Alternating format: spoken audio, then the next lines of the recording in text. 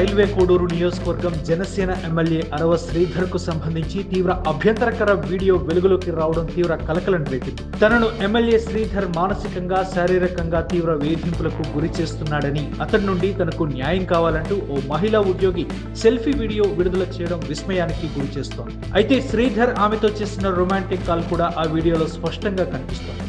కాగా ఏడాదిన్నరగా తనపై పలుమార్లు అఘాయిత్యానికి పాల్పడ్డాడని ఆమె చెప్పింది. అంతేకాకుండా విడాకులు ఇవ్వాలంటూ భర్తను సైతం బెదిరించాడని, లేకుంటే కుటుంబం మొత్తాన్ని చంపేస్తానని బెదిరింపులకు పాల్పడ్డాడని కూడా బాధిత మహిళ వాపోయింది. మొత్తంగా ఎమ్మెల్యే అరవ శ్రీధర్ వీడియో ప్రస్తుతం సోషల్ మీడియాలో వైరల్ గా మారింది. ఇక ఈ అంశంలో జనసేన పార్టీ, కూటమి ప్రభుత్వంపై వైఎస్ఆర్ కాంగ్రెస్ పార్టీకి చెందిన నేతలు తీవ్ర విమర్శలు గుప్పిస్తున్నారు. కాగా దీనిపై ఎమ్మెల్యే అరవ శ్రీధర్ రియాక్ట్ అయితే ఓ క్లారిటీ వస్తుందని చెప్పవచ్చు. వీడియోలో ఉన్న మహిళను నేను రైల్వే కోడూరులో గవర్నమెంట్ జాబ్ చేస్తూ ఉంటాను. టెలిగ్రామ్ అనే యాప్లో నాకు మెసేజ్ చేశారు. ఒక 2 రోజుల తర్వాత ఆయన నా న్యూడ్స్ అడగడం స్టార్ట్ చేశారు. వీడియో కాల్స్ చేయని చెప్పేసి బలవంతం చేయడం స్టార్ట్ చేశారు. ఇదంతా కరెక్ట్ కాదండి అనేసి నేను అన్నప్పుడు అతను చాలా ఫాస్ట్గా టర్న్ అయిపోయి సీరియస్ అయిపోయి నన్ను బెదిరించడం జరిగింది. ఇది నా కోడూరు, నా నియోజకవర్గం, నువ్వు ఒక చిన్న ఎంప్లాయీవి, నీకు ట్రాన్స్ఫర్ చేయాలన్నా సరే నేనే దిక్కు, నీ మీద ఎంక్వైరీలు వేయిస్తాను, నీ కొడుకు నువ్వు ఒక్కరే ఉంటారు, జాగ్రత్త మరి చూసుకో అని చెప్పేసి బెదిరించడం జరిగింది. అయినా కూడా నేను న్యూస్ పంపలేదు. కానీ దాని తర్వాత నుంచి కలుద్దామని చెప్పేసి నన్ను చాలా టార్చర్ చేయడం జరిగింది.